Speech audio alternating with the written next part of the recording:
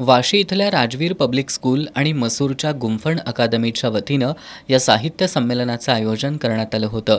ग्रामदैवत बिरदेव पायरीपासून पारंपरिक वाद्यांच्या गजरात ग्रंथदिंडी पालखी सोहळ्यानं संमेलनाची सुरुवात झाली. डॉक्टर राजेंद्र माने या संमेलनाच्या अध्यक्षस्थानी होते.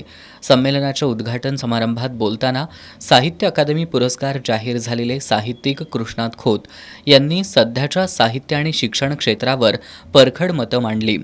शिक्षितांपेक्षा गावगाड्यातील लोकांनी भाषा जिवंत ठेवण्याचं काम केलं असून राज्यकर्त्यांनीही माणूस मरू देऊ नयेत अशी धोरणं आखावीत असं सांगत खोत यांनी साहित्यिकांनी सत्तेच्या वळचणीला न जाता सत्याच्या बाजूनं राहावं असं आवाहन केलं.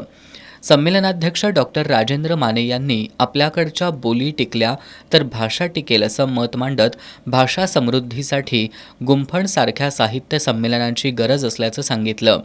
संमेलनाचे स्वागताध्यक्ष B.A. पाटील यांनी गुंफण साहित्य संमेलनातून कला जिवंत राहण्यासाठी लोककलाकारांना वाव देण्याचा प्रयत्न केला असून या संमेलनातून अनेक नवोदित कवी लेखकांना उमेद मिळेल असा विश्वास व्यक्त केला. गुंफण अकादमीचे अध्यक्ष डॉक्टर बसवेश्वर चेणगे यांनी लोकांची साहित्याशी असलेली नाळ कायम राहावी, नवोदितांना संधी देत वाचक चळवळ निर्माण व्हावी, लोककलेतून स्थानिक कलाकारांना न्याय मिळावा, मराठी भाषेला अभिजात भाषेचा दर्जा मिळावा यासाठी गुंफण अकादमी आणि राजवीर पब्लिक स्कूलनं या साहित्य संमेलनाचं आयोजन केलं असल्याचं सांगितलं. उद्घाटन समारंभात राजवीर पब्लिक स्कूलच्या विद्यार्थ्यांच्या रानफुले या कविता संग्रहाचं मान्यवरांच्या हस्ते प्रकाशन करण्यात आलं. उद्घाटन सत्राला भोगावती साखर कारखान्याचे चेअरमन शिवाजीराव पाटील, संचालक अक्षय पाटील, प्राचार्य शाणे दिवाण यांच्यासह मान्यवर उपस्थित होते. उद्घाटन सत्रानंतर पत्रकार रंगकर्मी राजीव मुळे यांनी स्वराज्य रक्षक संभाजी या मालिकेचे लेखक प्रताप गंगावणे यांची प्रकट मुलाखत घेतली. यावेळी प्रताप गंगावणे यांनी ऐतिहासिक मालिकेचं लेखन करताना काय दक्षता घ्यावी लागते हे सांगत आपला लेखन प्रवास उलगडून दाखवला. दिवसभरात डॉक्टर J.K. पवार यांच्या अध्यक्षतेखाली महिला सक्षमीकरण या विषयावर परिसंवाद, ज्येष्ठ ग्रामीण कथाकार बबन पोतदार यांच्या अध्यक्षतेखाली कथाकथन, प्रसिद्ध कवी प्राध्यापक डॉक्टर चंद्रकांत पोतदार यांच्या अध्यक्षतेखाली कवी संमेलन पार पडलं.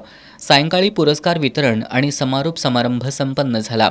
यामध्ये डॉक्टर J.K. पवार यांना गुंफण जीवन गौरव, डॉक्टर महादेव सगरे यांना गुंफण गुणगौरव, विनोद नाईक यांना गुंफण साहित्यिक, B.A. पाटील यांना गुंफण सामाजिक, सुजित शेख यांना गुंफण सांस्कृतिक, संजीव पवार यांना गुंफण सद्भावना यासह ज्येष्ठ पत्रकार गुरुबाळ माळी यांना शंकर पाटील गुंफण पत्रकारिता पुरस्कारानं उपस्थित मान्यवरांच्या हस्ते सन्मानित करण्यात आलं.